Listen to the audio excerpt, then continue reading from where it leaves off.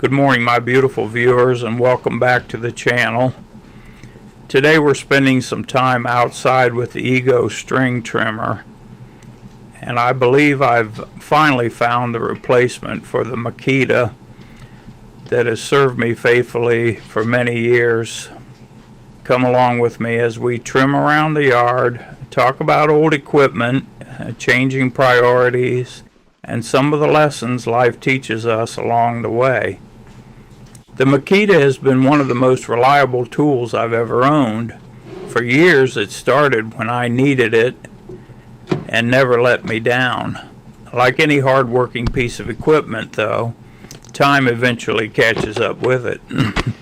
One of my only complaints was that my right forearm rested close to the muffler, and after every use I would end up with a red spot on my arm. Over time I solved that problem by wearing a welding sleeve, but it was always a reminder that even dependable tools have their shortcomings. Years of trimming eventually took their toll on the machine. The shield around the trimmer head cracked, and I repaired it the best I could. Unfortunately, there isn't much left to repair the next time something breaks. Truthfully, that next repair may never happen because the Makita is headed toward retirement. Before putting it away, I plan to run it completely out of fuel. Letting gasoline sit in a carburetor is one of the quickest ways to gum up the float bowl and clog the small passages inside. By running it dry, I'll know that if I ever need it again, it has a better chance of coming back to life. You may be wondering why I don't simply sell it. The answer is simple. After all these years, that old Makita feels like family. Who knows? Maybe someday I'll need a backup trimmer, and it'll be sitting there waiting for one more job. One thing I rarely did with the Makita was run it at full throttle. There were two reasons for that. First, I didn't want to shorten the engine's life. Second, at full speed it could easily strip bark from young trees. I've spent decades planning and caring for trees on this property, and the last thing I wanted to do was damage them. The Ego trimmer, on the other hand, is a completely different experience. I regularly run it at full throttle. It performs incredibly well. For some reason, it seems to be much gentler around both small and mature trees, while still having plenty of power to cut through thick grass and weeds. I'm not exactly sure why that is yet, but I intend to figure it out. That's one of the enjoyable parts of owning new equipment, learning how it behaves and discovering its strengths.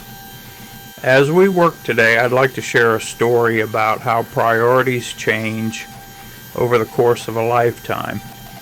Years ago, I collected Corvairs. At one point, I owned nearly 30 of them. My dream was to save the cars, collect the parts, and someday sell those parts to other enthusiasts. Then reality stepped in. The township informed me that I needed to clean up the property and remove the junk cars. So I made a difficult decision. I parted out the Corvairs and stored the usable components in my pole barn. Around that same time, my auto repair business was growing rapidly, and those parts were taking up valuable space that the business needed. Eventually, I held an auction and sold everything. One dream had to give way so another dream could continue to grow. The same thing happened with my collection of Grovely mowers from the 1960s. I owned 5 of them along with several attachments. They were wonderful machines, built to last a lifetime, but they occupied the space I needed when remodeling my pole barn. I knew that restoring them would require countless hours that I simply didn't have. Thankfully, They went to someone who appreciated them. One buyer purchased every mower and attachment, and I know they found a good home. There was one collection, however, that I couldn't part with.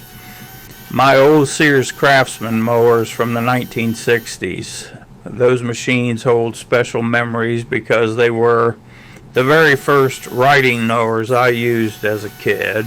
Today, all 5 of them are safely stored inside a shipping container, waiting patiently. Maybe one day I'll restore them. If not, perhaps some collector in the future will get lucky and bring them back to life. Those old tractors were built like tanks. In fact, I've often thought about modernizing one by installing a newer, higher horsepower engine and adding hydraulics to power the wheels.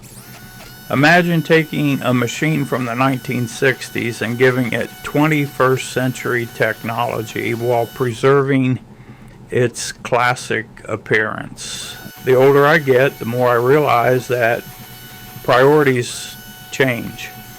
What seemed important 30 or 40 years ago isn't always important today. Keeping every vehicle, mower, and project would require another building just for storage, and building that kind of space comes with a cost. For me, going into debt simply to store old equipment never made sense. Life has a way of forcing us to make choices. Sometimes we let go of one dream so another can flourish. Goals change, interests evolve, responsibilities grow. That's simply part of life's journey. Maybe that's the lesson in today's video. Don't be afraid when your priorities change. The dreams you had as a young person helped shape who you became, but it's perfectly okay for new dreams to take their place. Now, enough storytelling. Let's finish trimming this yard with the ego and enjoy another beautiful day in the country. Thank you so much for spending part of your day with me. If you enjoyed today's video and the stories along the way, please give it a thumbs up, subscribe to the channel, and leave a comment below. I'd love to hear about the hobbies, collections, or dreams that you've had to set aside as life changed. As always, take care of yourselves. Enjoy the simple things in life, and I'll see all my beautiful viewers in the next video.